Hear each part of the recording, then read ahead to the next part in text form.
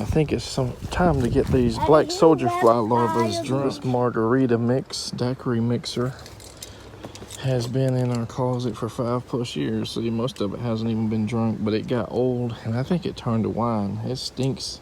Hey, the stuff separated. So let's pour this in our stink water bucket. Daddy, did that used to be good? It was okay. I guess it wasn't great or it would have been gone. We got some Sam's Club members mark sangria. Stuff tastes all right, but it's headache inducing for me. And we put some Virginia creeper there on the top today. All right. That's going to be some potent stink. I'm going to leave the lid just a little bit open, so if these guys start forming into flies or whatever, they can crawl out. We got some old Coca-Cola that Natalie didn't drink. We're going to pour in the stink water bucket. All them sugars and all is going to make that ferment and get nice and strong. Time to throw some stuff in the compost. Despite the drought, we have our Barbados cherries finally blooming. So someone mentioned the other day or a few weeks ago about the drought and the plants that are potentially dying. Just bring buckets of water out to them. But look at this. This is an avocado that's being watered with a water hose every day pretty much. And it's looking worse and worse. So the best thing is a good light rain for a few hours every day or every other day. Next best thing would be a drip. We really don't have a drip system for hundreds if not thousands of feet of water hose, and nothing set up like that. So there's $125 plus about 2 years, I guess, of time we put in this plant. We planted it in this raised bed number 2 here, hoping, that we would get rain and all to help take care of it along with our water hose. And it's just not happening. Look at this. So it's not as simple as just bringing a bucket or 2 buckets every day or just spraying it with saturating the ground really good with a fast water, 2 or 3 gallons of water. It doesn't work like that. Between my plants and Natalie's roses, we could have a potential loss of $500 this year, and there's really nothing we can do about it.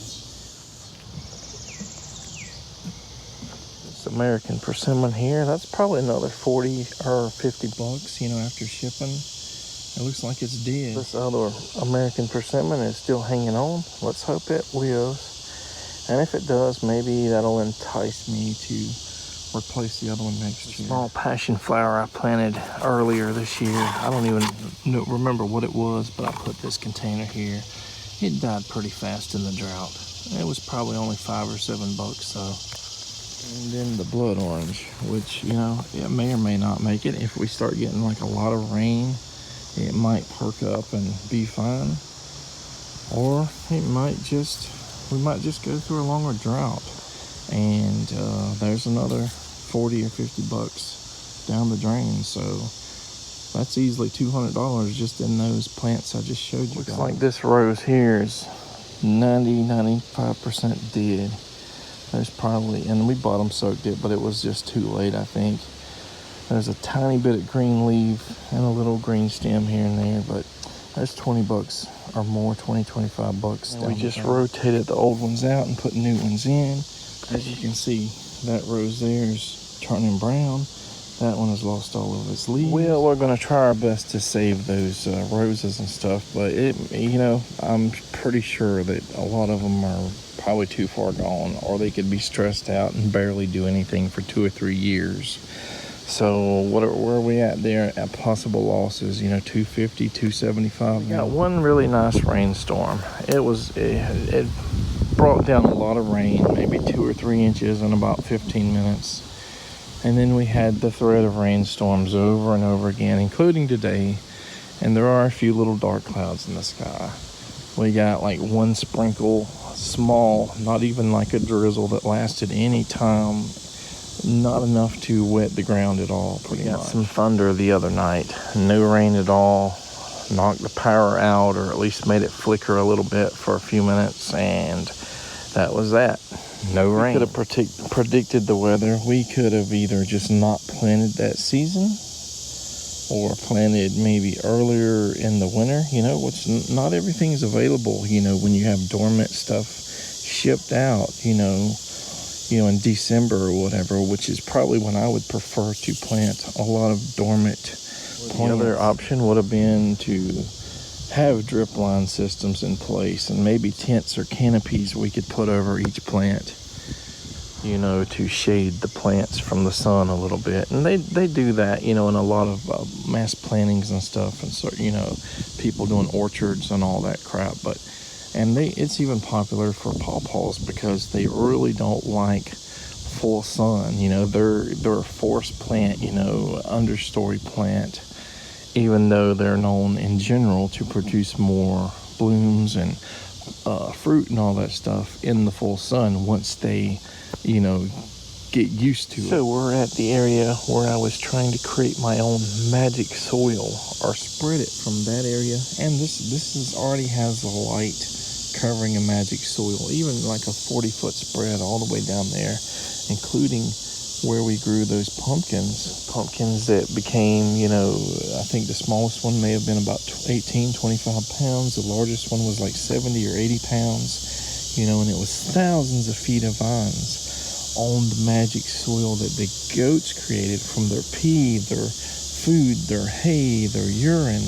And someone commented the other day that this subterranean composting, I guess is one of the terms of probably many, is not good because, the gases or whatever that build up in the ground. But there are a lot of people that swear by this or a modified version of this or some type of version of the subterranean compost. These elderberries here are thriving, and this is not a ditch. This is not the side of the road. These taro look great.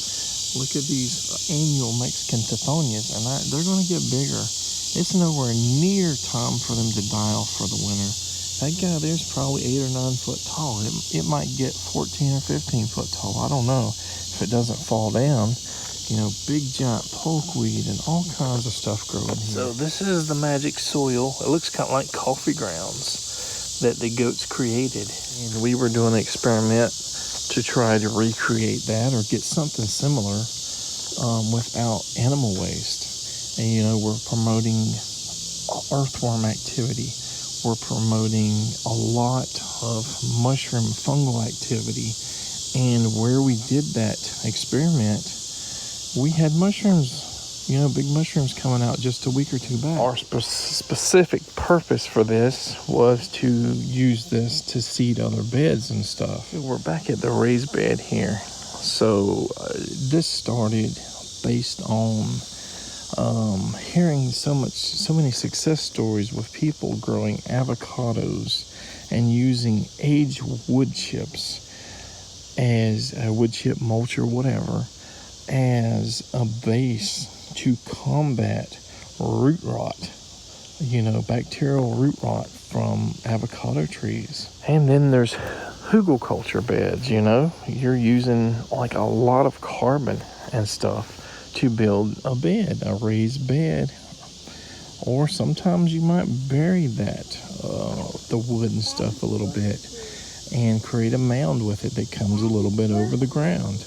You're basically doing some sort of subterranean composting there. Anywhere you go away from the edges of these beds, you have stuff buried down, whether it's 12 inches, 18 inches, 24 inches, especially in the middle, like in these beds, the middle section is the highest. It's like a mound that goes this way. So you are composting subterranean, doing subterranean compost. Now, I'm sure you can say, well, there's more air, more oxygen, it's better able to breathe, it has more breathability in these types of beds. And that might be true because, on the opposite end of the spectrum, we've had a lot of trouble with like doing barrels and tires as beds.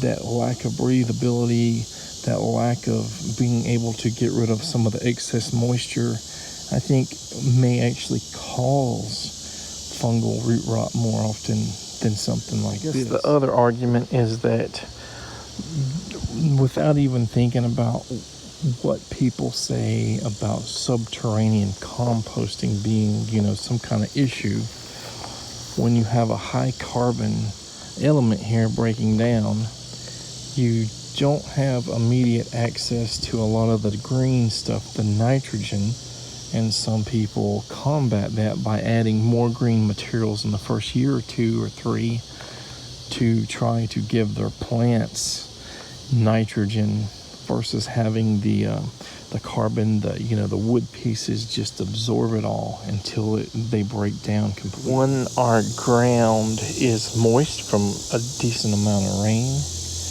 in those areas, that magic soil area, it is full of earthworms. You can just take them and go fishing with. And most gardeners will tell you if the ground or the soil is full of earthworms, that's like the best organic material you can have. Banana circles. This is not a banana circle, by the way. I modified it and call it a banana mound.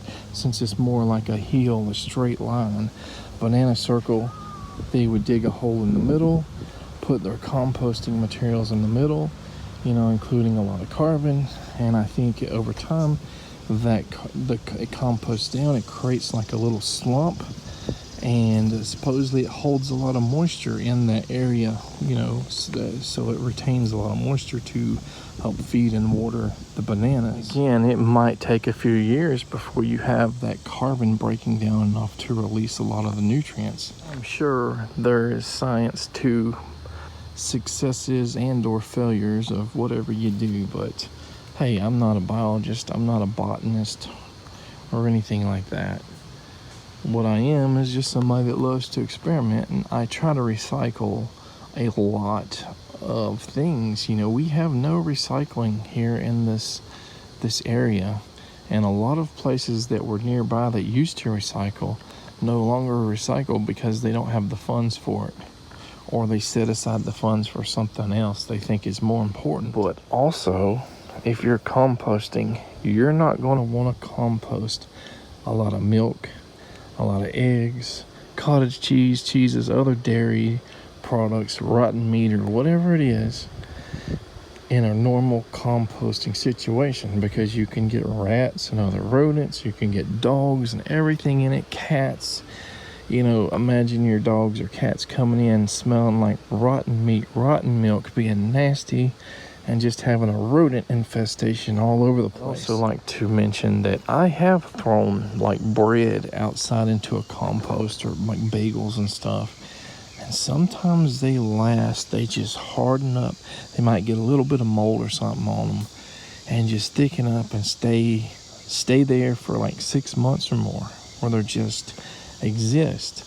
But I put all of those bagels underground, and within 2 months there was no sign of them.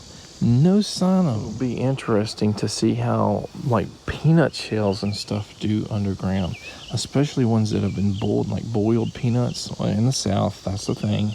Don't know about you Northerners or Canadians, but in the South, boiled peanuts are a huge thing. And you put them on top of a compost pile, it's probably 1 to 2 years before you just don't notice them anymore. It takes a long time to break those things down.